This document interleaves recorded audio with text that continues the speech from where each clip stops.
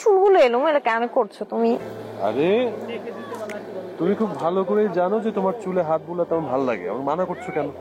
আমি জানি বাবা, কিন্তু এই অবস্থায় যদি তোমাকে আর আমাকে কেউ এসে দেখে ফেলে কি ভাববে? কি ভাববে?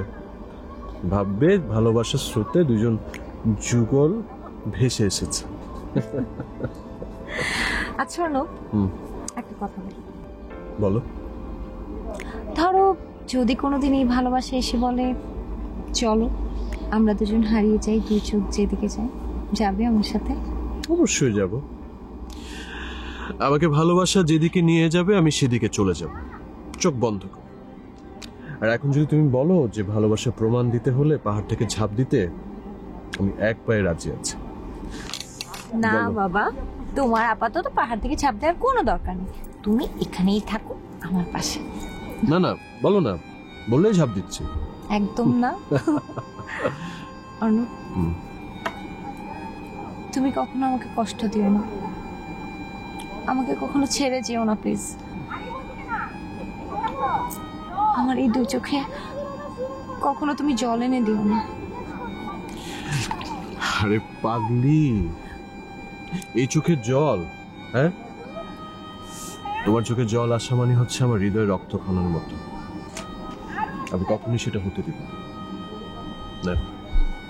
I promise. আমি জানি তোমার প্রতি সেই অগাধ বিশ্বাস আমার আছে। I love you so much. I love you two.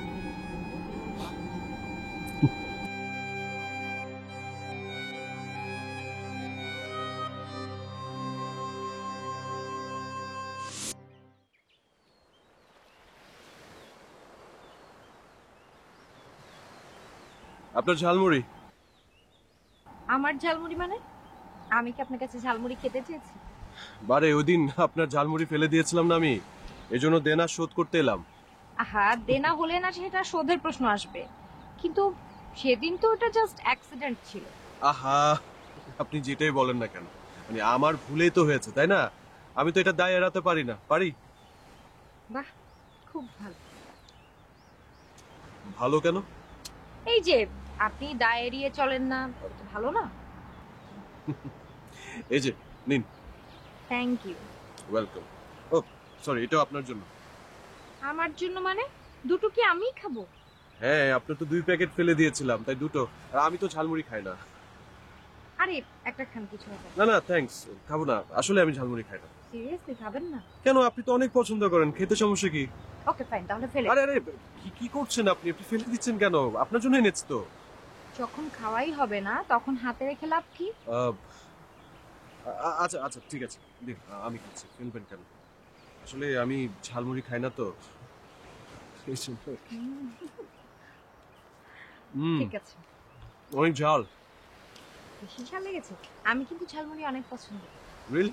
সত্যি? তো আপনি খান না? হ্যাঁ, খাচ্ছি। ধর।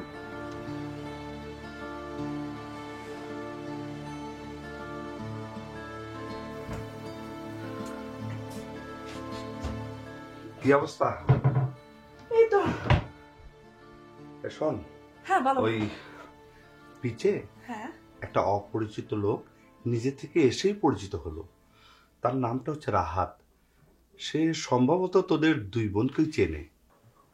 আমাদের দুই বোনকে? কিন্তু আমরা তো ভাইয়া এই নামে কাউকে চিনি না।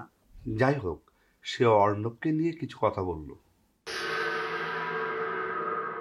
কি কথা ভাইয়া? বলছিল অর্ণব নাকি ছেলে হিসেবে খুব একটা ভালো না। আমি যেন তোদের দুই বোনকে অর্ণবের সাথে মেলামেশা করতে নিষেধ করি। অর্ণব ভালো নাকি খারাপ সে সেটা কি করে জানে? হ্যাঁ, এই প্রশ্নটা আমিও তাকে করেছিলাম, কিন্তু সে কৌশলে এই প্রশ্নটা এড়িয়ে গেল। আমার ধারণা যে লোকটি তোমাকে এই কথা বলেছে সে লোকটি নিজেই একজন বাজে। হয়তো অর্ণবের সাথে তার কোনো ঝামেলা রয়েছে যার ফলে অর্ণবের নামে অপপ্রচার করছে।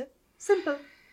সেটাও হতে পারে, কিন্তু যেহেতু কথা উঠেছে আমার মনে হয় ওর সাথে মেলামেশা না করাই ভালো।